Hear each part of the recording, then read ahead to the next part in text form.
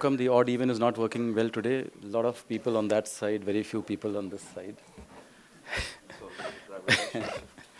Anyway, welcome to this press briefing on the forthcoming visit of His Excellency General Sheikh Mohammed bin Zayed Al Nahyan, the Crown Prince of Abu Dhabi. To brief you on this very, very important visit, I have with me Secretary East, Sri Anil Vadhava, who will give you a broad overview of the program of the incoming dignitary, as also what are our expectations from this visit. With that, I give the floor to Secretary East.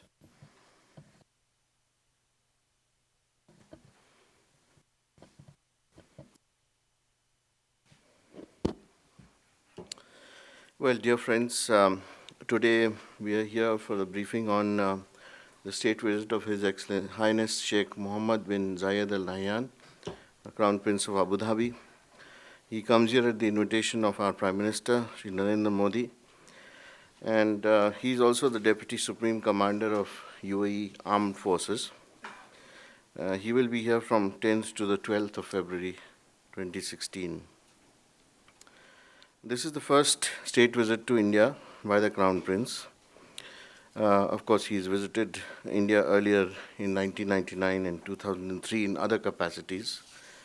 But I wanted to also highlight that it is the unique visit by a Crown Prince from Abu Dhabi. And he is accompanied by a high-level delegation that comprises cabinet ministers, senior officials, and business leaders. The delegation-level talks would be held between the Prime Minister and Crown Prince. Also, Rashtrapati Ji would receive the Crown Prince and host a private lunch for him.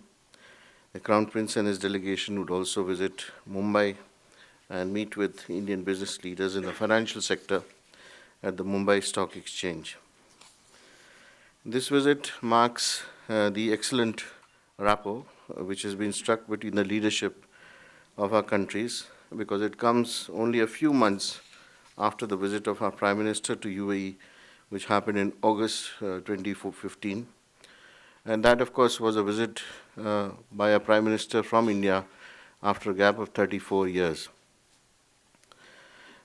After the visit of the Emir of Qatar to India in March 2015, again, this would be the next highest level visit from the Gulf region, which is extremely important from India, as it is home to 7 million Indians, source of nearly 60% of our energy needs, is one of our largest export destinations, and a major source of remittances.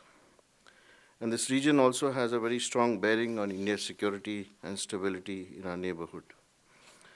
Traditionally, our predominant interests in UAE have been to expand our trade and economic partnership, also to secure inward and long-term energy supplies, and of course the continued welfare of our large community which resides there. India and UAE are among each other's largest trading partners. UAE is the sixth largest source of our imports of crude oil. It hosts 2.6 million strong Indian expatriate community, and we have a robust bilateral investment relationship as well. It would be fair to say that India remains a priority country for UAE as well, being one of its largest trading partners, major recipient of UAE crude oil exports, a potential destination of their investments, and of course the great support that the Indian community is providing in UAE in the development of the country.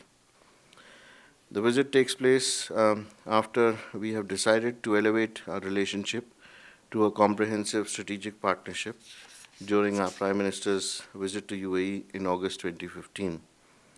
And this would provide an opportunity to have detailed discussions to consolidate the domains of the existing partnership and also to constructively build on the vision of the comprehensive strategic partnership in some new areas, new agreed areas, which are, if I may name a few, production of defense equipment in India, strategic partnership in security, in counterterrorism, cooperation in nuclear and the space sector, in energy sector, including renewable energy.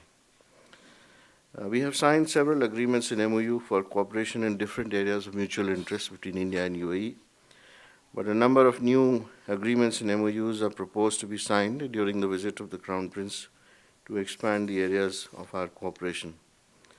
This list is still being updated, so I won't be able to give you the exact number right now, but as we speak, some negotiations are still going on. Our three presidents and two prime ministers had visited UAE in the past. From the UAE side, former president of UAE has visited India on 2 occasions. And of course, we had the vice president and the prime minister of UAE and ruler of Dubai who visited India during 2007 and 2010. Recently, at the ministerial level, we've had a number of exchanges as well. From our side, the External Affairs Minister was in UAE in November 2014, followed by the visits of Minister of State for Finance in April 2015, the Minister of State for Commerce and Industry in October 2015, and the Minister of Finance in November 2015, whereas from the UAE side, the Minister of Foreign Affairs had visited us in September 2015, the Minister of State for Foreign Affairs in December 2015 and January 2016, and the Managing Director of the Abu Dhabi Investment Authority also visited India earlier during this month. As I said, UAE is India's third largest trading partner of the United States and China. The bilateral trade is nearly 60 billion US dollars, and it is our second largest export destination. This was worth 33 billion US dollars in 2014-15. It was decided during the visit of our Prime Minister to UAE in August 2015 to raise the bilateral trade by 60% in the next 5 years. And the two sides are drawing action plans for achieving these targets. UAE is also among the top 10 investors in India since 2000, with a cumulative foreign direct investment of 3.3 billion US dollars. It is also estimated that UAE has invested about US dollars 5 billion in portfolio investments into India. The UAE controls the second largest sovereign wealth fund in the world, which is around 800 billion US dollars under Abu Dhabi Investment Authority, ADIA as it's called. And this is an important source of investment for the Indian infrastructure sector. A high-level task force on investments between India and UAE was set up in 2012 under the Minister of State for Commerce and Industry, and that has met 4 times, which is February 2013, March 2014, October 2015, and February 2016. We've also signed a bilateral investment protection agreement, promotion and protection agreement in December 2013. And of course, during the visit of our Prime Minister in August 2015, it was also decided to encourage investment institutions in the United Arab Emirates to raise investments in the infrastructure sector in India with the aim of reaching a target of 75 billion US dollars. So the UAE has consequently been invited to participate in the National Infrastructure Investment Fund in India. During November 2011, India and UAE also signed an agreement on security cooperation. A joint security committee was then set up under the agreement, and this meets regularly. We have agreed to enhance cooperation in counter-terrorism operations, intelligence sharing, and capacity building. We also have an agreement on defense cooperation and established a joint committee on security under this MOU. This was signed in 2003. And this cooperation extends to training for UAE armed forces in India, visits of experts and officers, port calls by naval ships, etc. We have agreed for collaboration in the production of defense equipment in India. As I said, UAE is important for our energy security. Nearly 9.38% of India's requirement of crude oil is imported from UAE. This figure was 15.99 million metric tons in 2014-15. UAE is the 6th largest source of crude oil for India. Through the joint statement that was issued during the Prime Minister's visit to the UAE, the two countries had agreed to make bilateral investments in the petroleum sector and also to take up joint projects in third countries. After Saudi Arabia, UAE hosts the largest number of Indians in the Gulf. That's approximately 2.6 million, 65% of whom are in blue-collar jobs and about 20% are professionals.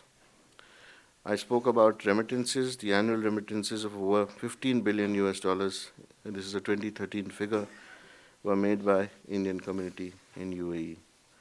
There are close to 900 direct flights operating every week between various destinations in India and the UAE.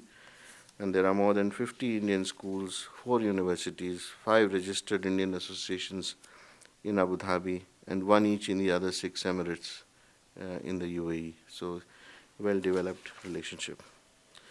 Now, if I may, I might run you through briefly the program.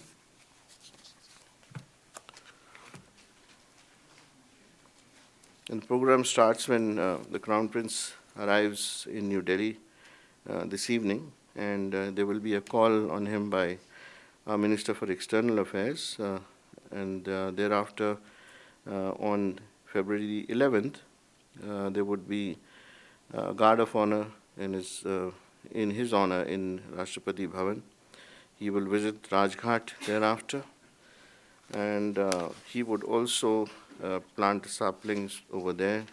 There would be a private meeting with the Prime Minister, and then a call on the President, followed by a lunch, which is hosted by the President.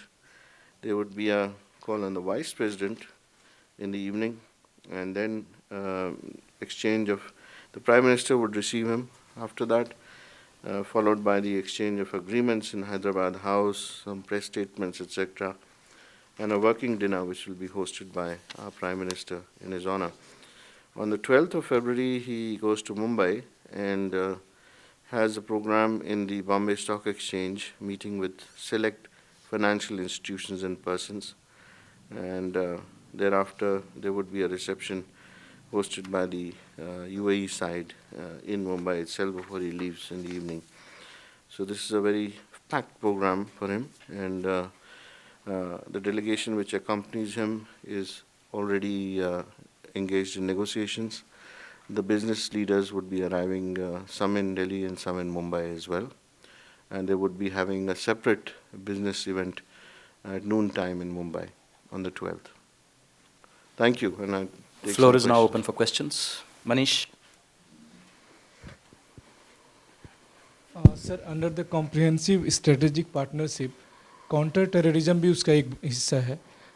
जब prime minister Dubai गए थे तो ये बात आई थी कि हम लोगों ने दाऊद की प्रॉपर्टी को लेकर भी कुछ लिस्ट उनको हैंडओवर किया था। क्या इस संबंध में कुछ बात आगे बढ़ी है या उसको लेकर आप चर्चा करेंगे? मैं कोई स्पेसिफिक इंडिविजुअल या केस के बारे में आपको बताने में हिचकिचाहट होती है मुझे, क्योंकि ये these are ongoing exchanges, and what stage they are at the moment, I myself am not in a position first to answer, and secondly, I think we should not go into specifics here. Suffice it to say that the security cooperation between our two countries has been exemplary. There is complete meeting of minds on this issue, and in terms of counter-terrorism steps, both sides, the officials of both sides meet regularly. Maha Siddiqui?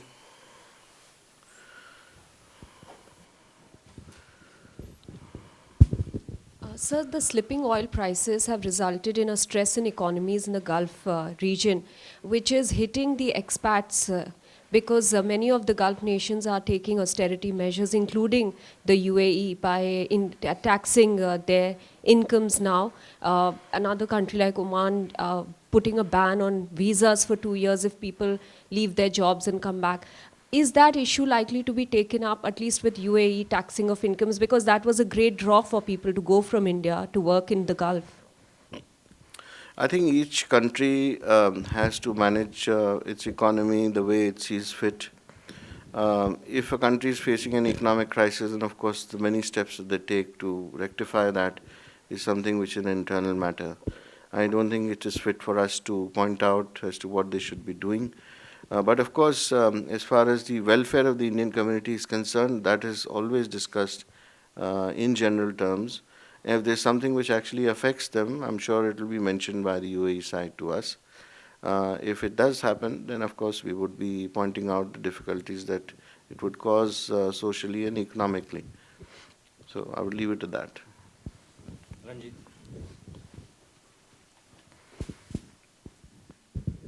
You said that UAE is interested in investing in defense sector. In which particular area, any specific area they are interested in? That's an ongoing, negotiations at the moment, and we haven't finalized the sectors as yet. Elizabeth. So you mentioned civil cooperation in civil nuclear energy. Could you elaborate on that a little bit, and aerospace as well? Yes, as you know, first I'll start with aerospace because UAE is embarking on a Mars mission in 2020. India has capabilities and expertise in launch and also in production capabilities, and we can assist in that process. So we would like to collaborate in this effort as far as UAE is concerned. And our ISRO is very much willing to step forward in that direction. In case there is a requirement of collaboration in the nuclear field, once again our concerned agencies are in touch and they would be able to collaborate with each other.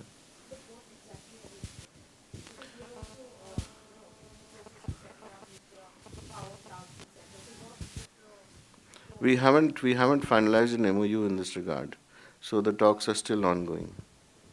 Venkat. Mr. Wadhwa, when the PM went to the UAE, there was this talk of UAE wanting to or invest something like $75 billion in our projects and so on. How much of it is likely to materialize during the Crown Prince's visit to India? And you said that there is something about defense production. Are you hinting at the possibility of India manufacturing defense equipment with other countries in our country, which can be exported to the UAE? Is that one of the things you are talking about? Thanks. Yes, I think taking your second question first, what you said is exactly right. I mean, that should be the pattern of investments by them. Joint production in order to meet the requirements of the investing state as well as India and even third countries if that is possible. In terms of the investments, as I mentioned earlier in my briefing, the figure mentioned in our joint statements was investments up to $75 billion US dollars. That needs to be realized over time. The first such step in this direction would be taken when we discuss about UAE investments in our National Investment Fund, which has just been set up, as you know, and also in the field of electronics, which we've been discussing in the past. Of course, there are other areas that the UAE investors have been talking about. The 100-strong business delegation, which is there in Mumbai, will be discussing these issues further over the next few days. Some of them will stay back for Make in India as well. And I think there would be a substantial amount that would be negotiated over the next few months. Arunim. So just a little clarification regarding that investment figure of $75 billion. Is it both ways? Or it is one No, way it from is for the UAE United to States UAE to yeah. invest Okay. into Is India. it the single biggest investment from a Gulf country or overall from any country? Well, as I said, this is an aspirational figure. If you read it carefully, the joint statement says that the UAE will invest up to $75 billion. So one can't, sort of classify this as the largest investment or not. That depends on how much and what happens over time in this year, next year, or the coming years. So it's an ongoing process. The FDI process is an ongoing process. I think we should not, put it in a category. Smita. Just two questions. One, in terms of the UAE Crown Prince, prior to his visit in an interview, he said that the ISIS threat is much closer for India. What is the kind of perception that India shares, or the expectations that countries like Saudi and UAE have vis-a-vis India on the ISIS front? And Sushma Swaraj, the minister, recently said that she had direct communication in Bahrain, a direct message that said that the 39 Indians in Iraq are still alive. Could you elaborate a little bit? What is this direct message? Okay, let me take the first question first. And in terms of ISIS, I think we're talking about collaboration and information exchange. The steps that India has taken to make sure that our youth don't get radicalized, also de-radicalization of those who come back, monitoring of the cyberspace, etc., and what steps are being taken in both countries. Specifically, I can just name a few examples. So there is more. On your other question, the minister she was meeting on 15 other ministers of the Arab League in Bahrain, and before that she had just completed a visit to Palestine and to Israel, where she was told by her counterparts from a few countries that according to their inputs that the 39 Indians who were kidnapped in Mosul were still alive. And this is what she has conveyed during the meeting with the families of the 39 Indians who've been missing since June 2014. And so there is nothing more to that, and this is something that was conveyed, and she's faithfully conveyed it to them. Any other questions? Kalol. So the UAE, Bahrain and Saudi Arabia, they have pledged to send troops to Syria if asked by the Western powers. Now that UAE and India are collaborating on the defense front, what exactly is India's position as far as Syria is concerned and as far as defense cooperation with UAE is concerned? Do you think that India might actually at some point end up training UAE troops that might get sent over to Syria?